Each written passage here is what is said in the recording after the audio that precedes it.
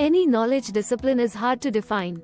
Firstly, because it evolves continuously. Secondly, because the range of phenomena it studies cannot be captured by any one definition. This is even more true of psychology. Long time back, students like yourself were told that the term psychology is derived from two Greek words, psyche meaning soul and logos meaning science or study of a subject. All ancient traditions have engaged themselves with questions about human nature. The Indian philosophical traditions, in particular, deal with questions relating to why people behave in the manner in which they do. Some of us would be aware of the fast-developing brain imaging techniques like fMRI, EEG, etc., which make it possible to study brain processes in real time, i.e. when they are actually taking place. Similarly, in IT areas, both human-computer interaction and artificial intelligence cannot possibly grow without psychological knowledge in cognitive processes. Thus, psychology as a discipline today has two parallel streams. One which makes use of the method in physical and biological sciences and the other which makes use of the method of social and cultural sciences in studying various psychological and social phenomena. These streams sometimes converge only to drift apart and go their separate ways. In the first case, psychology considers itself as a discipline, which focuses largely on biological principles to explain human behavior.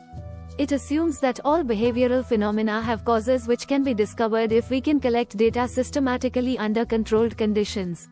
Here the aim of the researcher is to know the cause and effect relationship so that a prediction of the behavioral phenomenon can be made and behavior can be controlled if need be.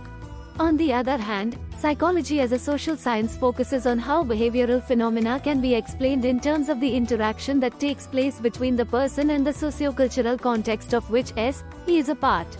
Each behavioral phenomenon is assumed to have multiple causes. Let us now discuss these two streams separately.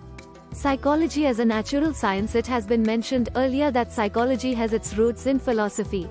However, modern psychology has developed because of the application of the scientific method to study psychological phenomenon.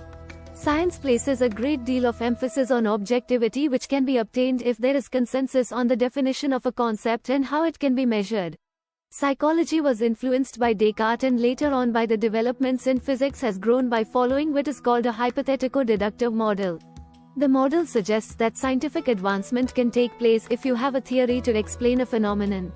Theory is nothing else but a set of statements about how a certain complex phenomenon can be explained with the help of propositions which are interrelated.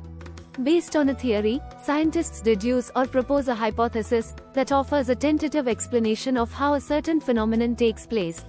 The hypothesis then is tested and proved true or false based on empirical data that one has gathered. The theory is revised if data gathered point in a different direction than the one suggested by the hypothesis. Using this approach, psychologists have developed theories of learning, memory, attention, perception, motivation and emotion, etc., and have made significant progress.